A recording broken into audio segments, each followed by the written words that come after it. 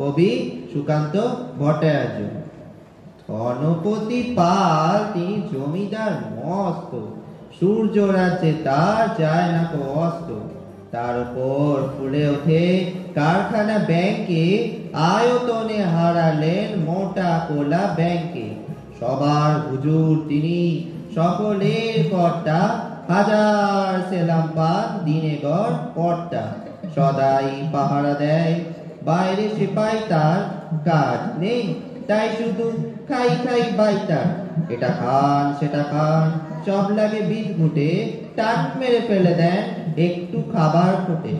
খাদ্যে অরুচিতার সব লাগে তিক্ত, খাওয়া ফেলে দমকান শেষে অতিরিক্ত। দিন রাত চিৎকার, আরো বেশি টাকা চাই, আরো কিছু তহবিলে জমা হয়ে থাকা চাই।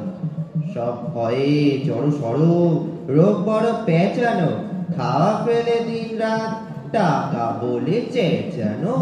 ডাক্তার কবিরাজ ফিরে গেল বাড়িতে, চিন্তা পাকালো জ্বর নাইবের দাড়িতে।